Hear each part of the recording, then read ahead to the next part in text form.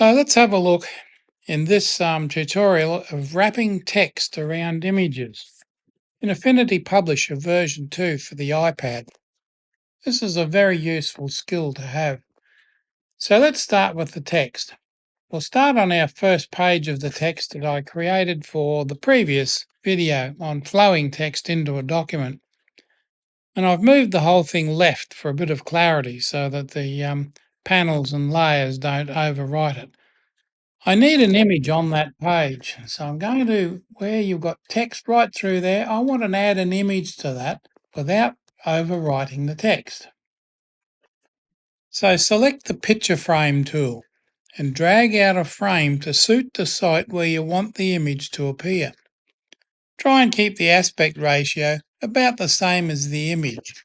Doesn't have to be exact, but the same makes it a lot easier to fit that image in there.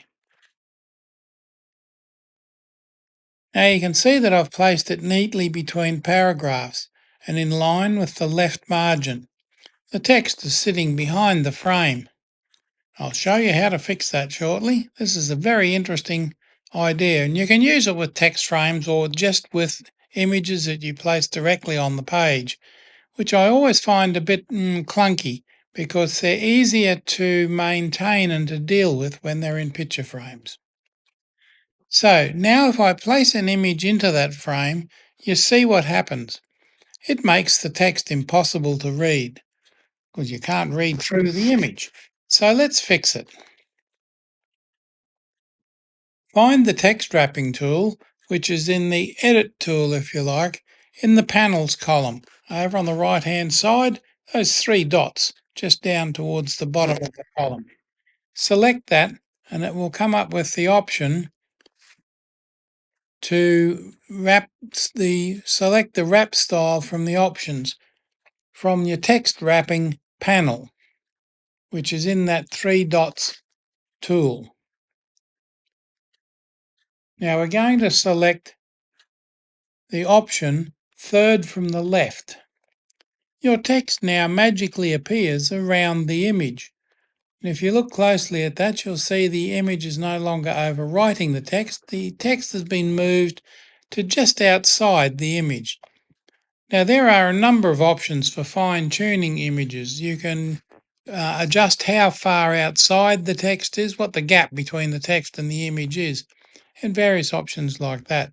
We won't go into that here because I'm just showing you how to move it outside the image. Now this is one thing to watch for. If you place a large image on the page and it pushes the text down, you may have to add pages automatically to your document with the auto flow option discussed in the previous video. Shift tap on the red triangle. You can see I've got the command option there, and I've got the shift key selected and the triangle there.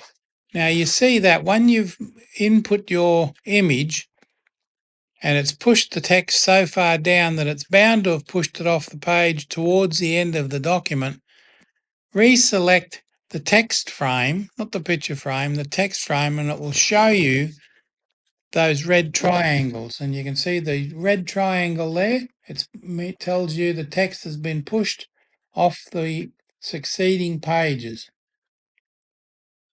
The overflow pages are automatically added once you do that shift touch triangle. And yes, you don't need an image in the frame to enable wrapping.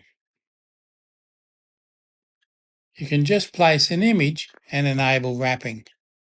Note the settings in this example. It's wrapping to the image outline. Now the image creates a square, as you can see, where it's been just placed directly on the page, but I've set the text to follow the outline of that image. And you can see the options in that panel there that I've selected. Indeed, you can place images directly into a document without a picture frame, but frames do make image handling in complex documents much easier. This image was extracted from a larger image, and it's actually a transparency now. So The text wraps right around behind the man there, no problems. So that's the end of this tutorial. Thanks for watching.